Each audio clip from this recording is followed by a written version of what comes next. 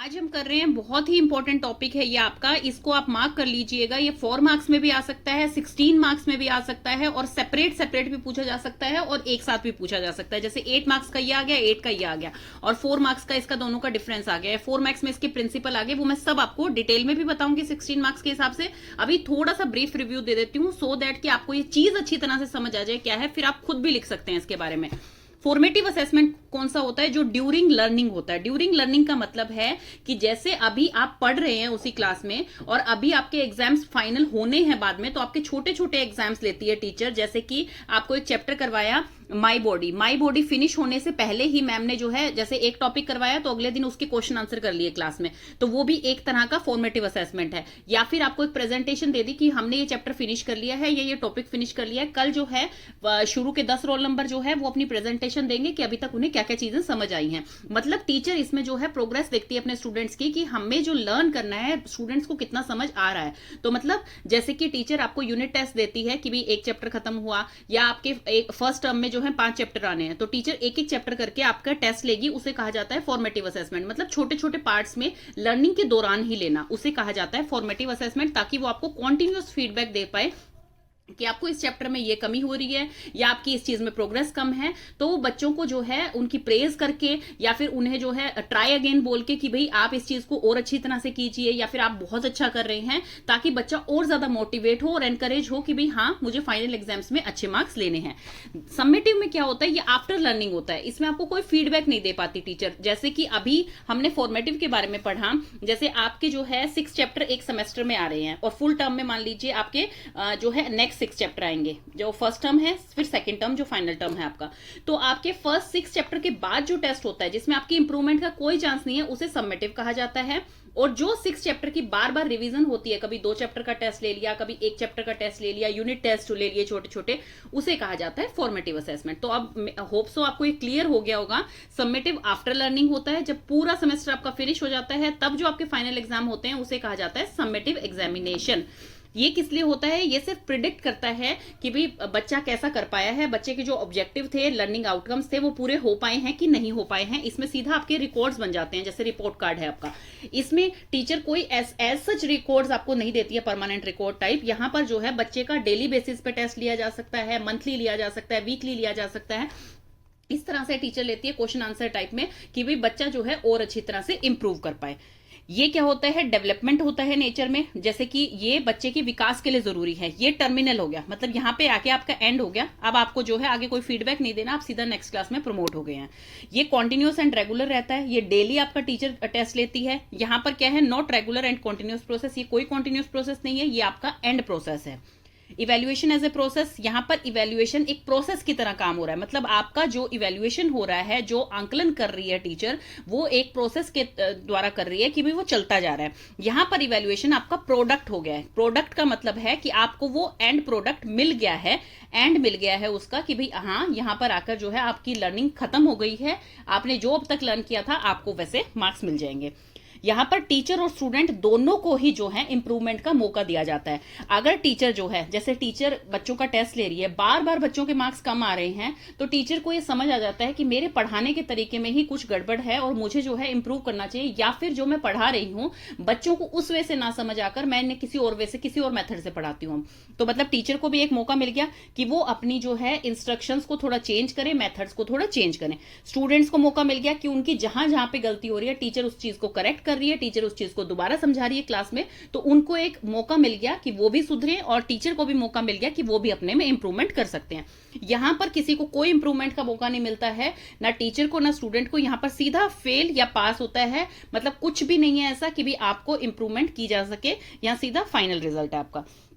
ये जो होता है ये नॉट ग्रेडेड, यहाँ पे कोई ग्रेड्स नहीं दिए जाते, इसीलिए बच्चा डरता नहीं है। बच्चा इजीली क्वेश्चंस पूछ सकता है। जैसे अब कोई क्वेश्चन आंसर राउंड हो रहा है या सरप्राइज टेस्ट ले रही है टीचर, तो वो क्या है, उसमें जो बच्चे अच्छा नहीं करके आए हैं या अच्छा कर रहे हैं, वो दोनों ही बच्चे जो है डर नहीं रहे हैं इसमें। तो वो आगे के लिए मोटिवेट हो रहे हैं कि आज मैं नहीं सुना पाया हूं तो मैं हो सकता है कल बहुत अच्छा सुना दूं टीचर को। तो ये चीज मोटिवेट करती है, बच्चों को एनकरेज करती है। तो यहाँ पर कोई ग्रेड नहीं दिए जाते हैं, यहाँ पर जो है फाइनल ग्रेड दिए जाते हैं। ये क्या होता है? Assessment for learning. ये आपका असेसमेंट हो रहा है आपकी लर्निंग के लिए। ये असेसमेंट था आपका लर्निंग का असेसमेंट, मतलब आपने जो लर्निंग की है उसका असेसमेंट। जैसे कि ये evaluation as product assessment of learning, assessment for learning and evaluation as a process. Next है इसका कि collaborative learning, question answer quiz, unit test, class test, ये सब इसके एग्जांपल्स हैं। यहाँ पर क्या है, जो फाइनल एग्जामिनेशन होते हैं वही इसका एग्जांपल है। तो अभी मैंने आपको करवा दिया 4 मार्क्स के हिसाब से। अब मैं आपको डिटेल में बताती हूँ 16 मार्क्स के हिसाब से आपको क्या क्या लिख के आना है, जो कि बहुत सफिशियंट होगा आपका।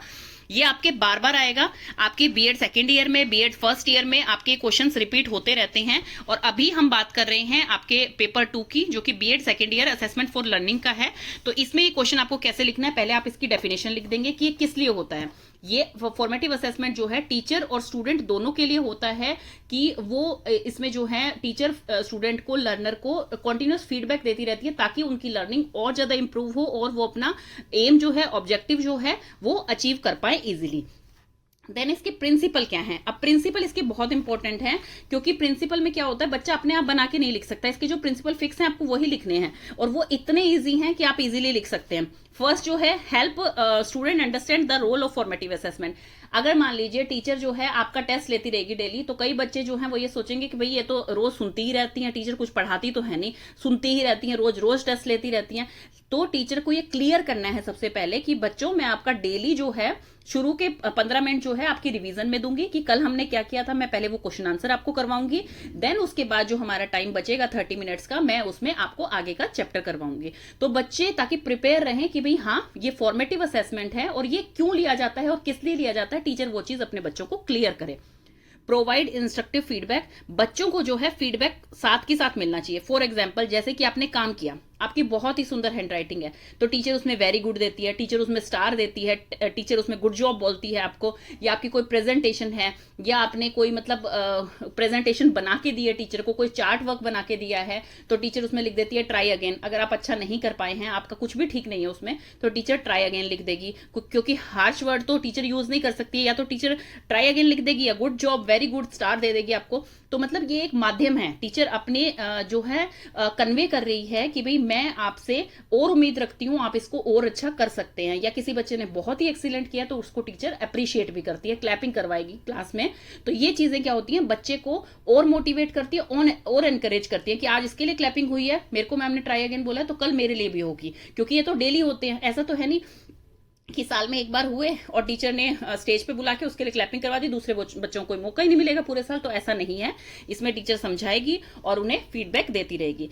नेक्स्ट है आपका engage student with formative assessment. Students को कॉन्टिन्यूअसली एंगेज रखेगी, सो दैट कि वो इस चीज को एक्सेप्ट कर पाए कि हाँ, हमारा डेली जो है टेस्ट होगा, हम जो है, हमें कुछ भी समझ नहीं आता, कुछ भी क्लियर नहीं है क्लास में, तो हमें तुरंत पूछना है मैम से, क्योंकि बच्चा इसमें मोटिवेटेड रहता है। जैसे स्टूडेंट्स, अब मान लीजिए किसी बच्चे से मैम जो है डेली क्वेश्चन पूछती है, क्लास में 40 बच्चे होते हैं, तो 40 के 40 से तो मैम डेली नहीं पूछ सकती। आज किसी 10 बच्चों का आया है, कल 20 का आ जाएगा, फिर 10 का आ जाएगा, तो मतलब नंबर हर किसी का आएगा। तो बच्चा भी क्या है, उस चीज से प्रोत्साहित होता है कि भाई हाँ, आज मुझे पढ़ के जाना है, मेरा नंबर आ सकता है कल पढ़ने के लिए, मतलब क्वेश्चंस के लिए। तो क्या होता है कि उसमें बच्चे को भी पता है और टीचर को भी पता है कि भाई बच्चे इसमें क्या है, अभी अपनी चीज एकेडमिक ग्रोथ को फुल दे पाएंगे, यहाँ पे फुल मोटिवेट रहेंगे और फुल एनकरेज रहेंगे। तो उनको जो भी चीज समझ नहीं आएगी वो तुरंत पूछेंगे क्लास में। नहीं तो क्या होता है, कई बार बच्चे शर्माते हैं, कई बार बच्चे जो है डरते हैं टीचर से, और वो अपने जो थॉट्स होते हैं, उनके आइडियाज आ रहे होते हैं उस टॉपिक के ऊपर, वो शेयर ही नहीं करते टीचर से। वो क्वेश्चन जो पूछना चाहते हैं वो पूछते ही नहीं है। तो इसीलिए फिर उन बच्चों को आगे ट्यूशन की जरूरत पड़ती है। तो इसलिए क्या होता है कि बच्चे तुरंत टीचर से क्वेश्चन आंसर तुरंत पूछे कि मैम मुझे ये चीज समझ नहीं आई, आप इसका दोबारा से एक एग्जांपल के साथ मुझे समझाओ, मुझे ऐसे समझ नहीं आता है टेक्स्ट बुक से।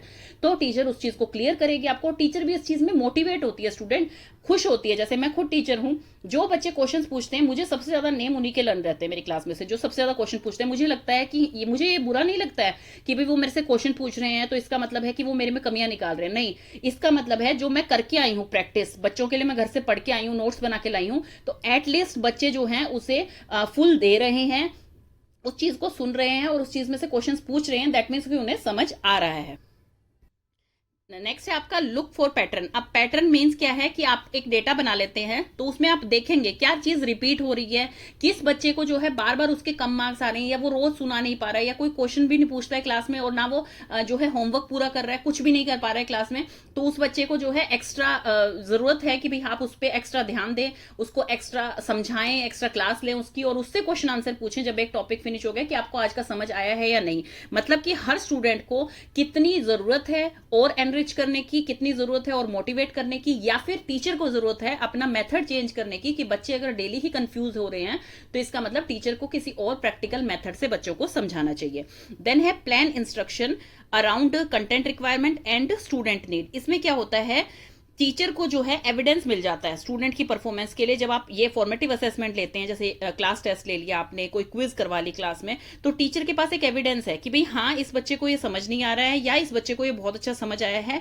तो उसमें टीचर क्या है, टीचर जो है अपने मेथड चेंज करने की कोशिश करती है, अपनी इंस्ट्रक्शंस, अपनी हर चीज चेंज करने की कोशिश करती है। जैसे मान लो पहले टीचर जो है बच्चों को डेली कह रही है कि आप ये डायग्राम बना के लाएंगे और इस टॉपिक के बारे में आप ये 4 लाइंस ये आंसर खुद करके आएंगे घर से।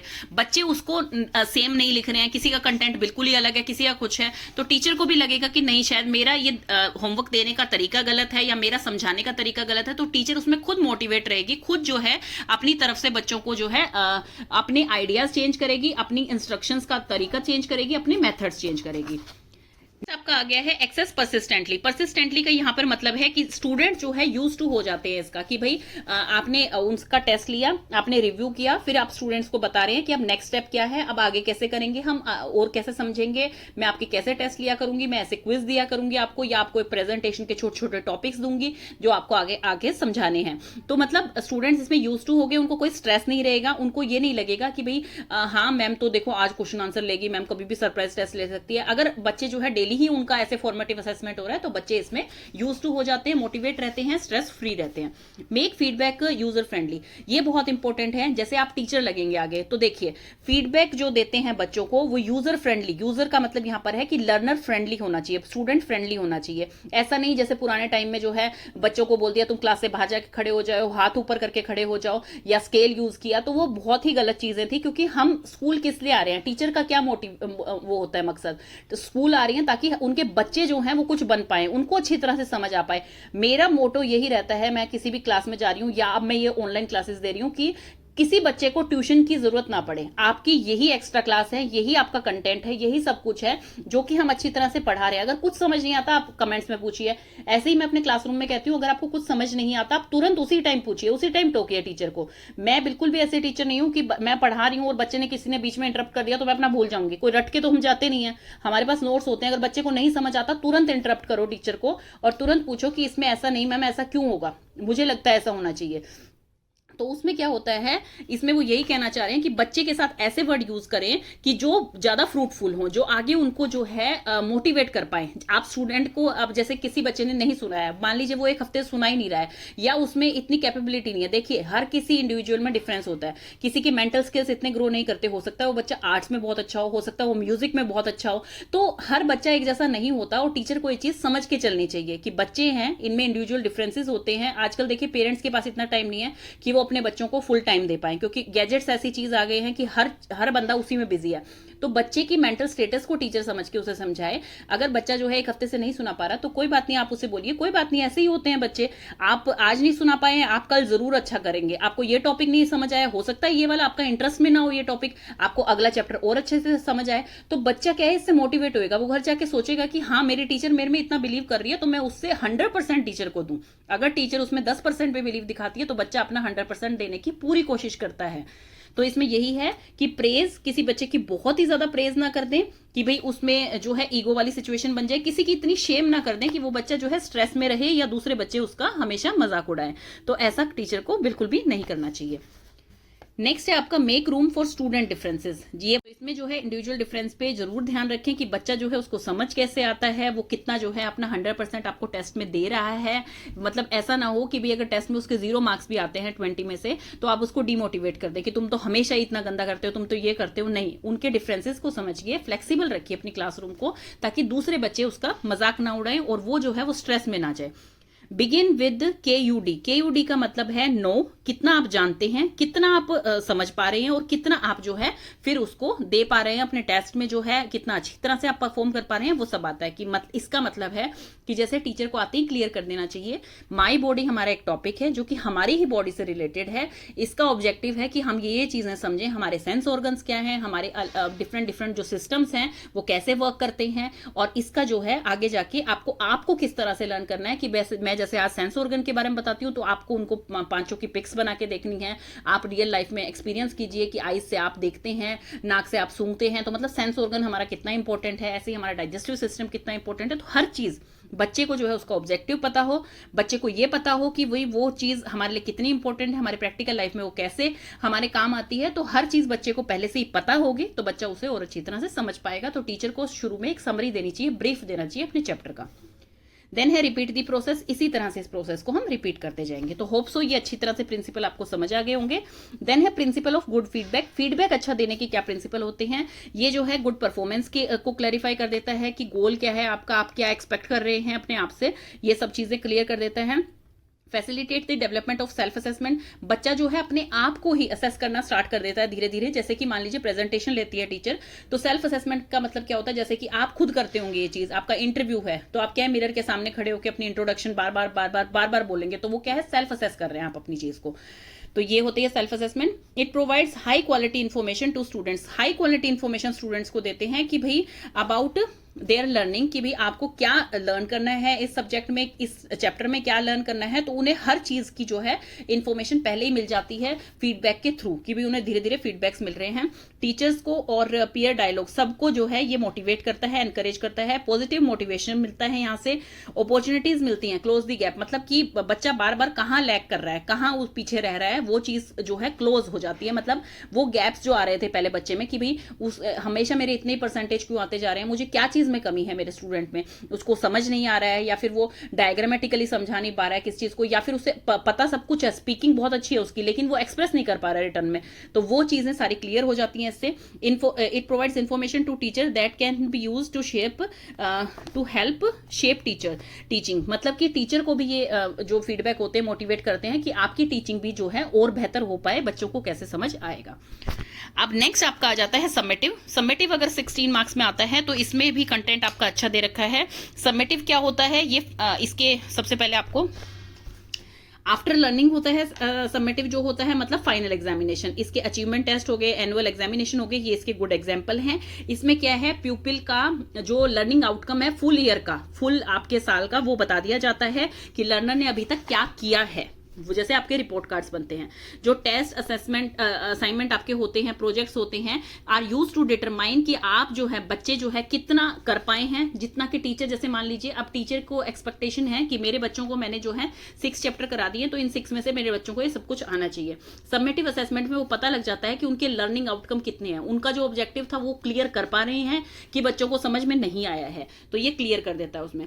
सबमिटिव इस चीज के लिए नहीं बना है कि आप क्लास टेस्ट ले, असाइनमेंट्स ले, सेल्फ इवेल्युएशन करे स्टूडेंट अपना, नहीं, वो सिर्फ इसलिए बना है कि आपका आउटकम बता सके कि भाई हाँ टीचर ने पूरे साल जो पढ़ाया है बच्चे को इतना समझ आया है, बच्चे के जो है 100 में से 60 मार्क्स हैं, या फिर बच्चे का A ग्रेड आया है, B ग्रेड आया है, ये उसमें क्लियर हो जाता है।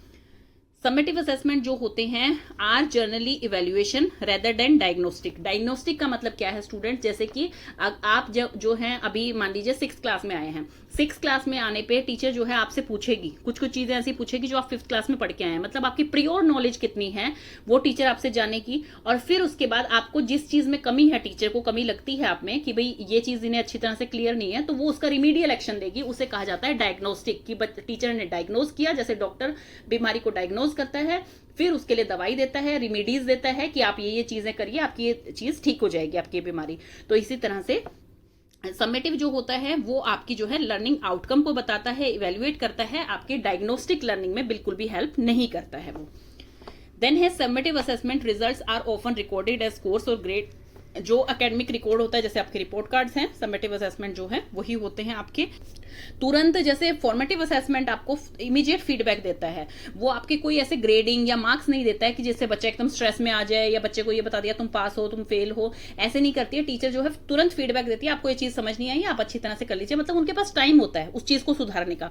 समेटिव क्या होता है, आपने कितना लर्न किया है लर्निंग प्रोसेस के थ्रू, आपका कितना उस चीज को अचीव किया है, समेटिव सिर्फ उतना बताता है, कोई उन्हें फीडबैक नहीं दिया जाता है, कोई बच्चे के पास इंप्रूवमेंट का चांस नहीं रहता है। तो क्या होता है ये समेटिव असेसमेंट के टाइप्स कौन कौन से हैं, जैसे मल्टीपल चॉइस क्वेश्चन मिल गए, मैच द फॉलोइंग मिल गए, ट्रू एंड फॉल्स मिल गए, शॉर्ट आंसर में फिल इन द ब्लैंक्स हैं, या वन वर्ड आंसर है, एक्सटेंडेड रिस्पॉन्स है, परफॉर्मेंस असेसमेंट है, ऐसे टाइप क्वेश्चन हैं, किसी भी टाइप के क्वेश्चन आपके समेटिव असेसमेंट में आ सकते हैं।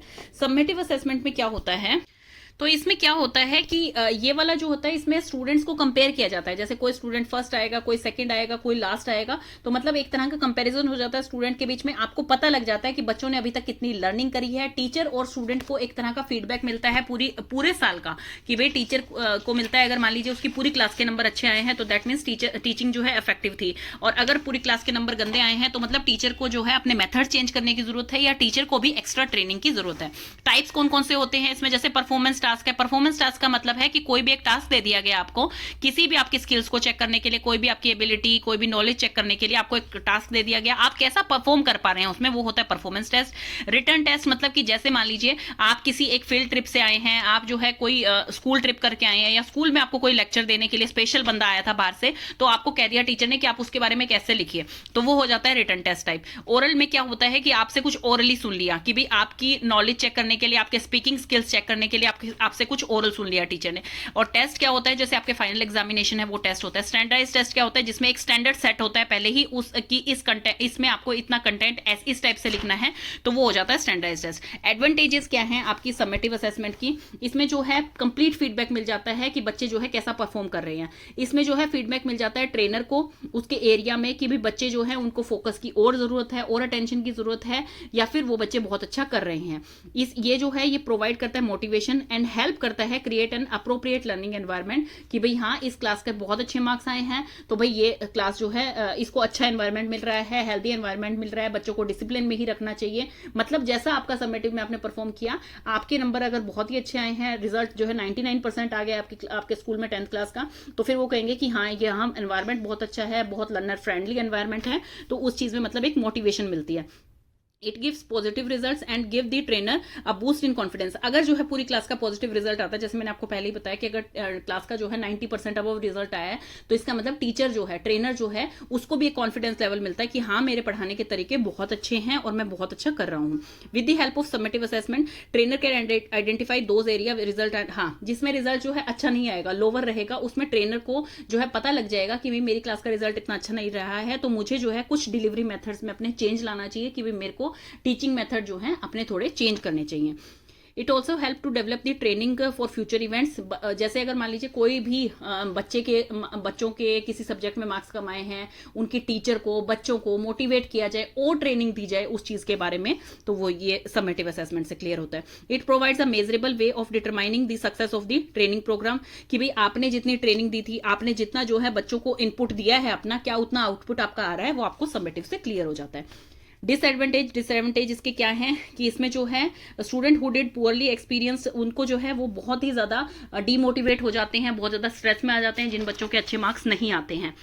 Teacher often feel enormous pressure to achieve their curriculum. अब क्या होता है, टीचर भी जो है इसमें प्रेशर में आ जाती है कि उसको पूरा का पूरा जो है अपना करिकुलम कैसे फॉलो करना है, कैसे क्या करना है, कि भाई 12 चैप्टर आएंगे इस बार एग्जाम्स में, कैसे एग्जाम सेट करना है, कैसे बच्चों को पढ़ाना है, तो वो सब चीजें जो है टीचर भी इसमें जो है उनके ऊपर भी प्रेशर रहता है।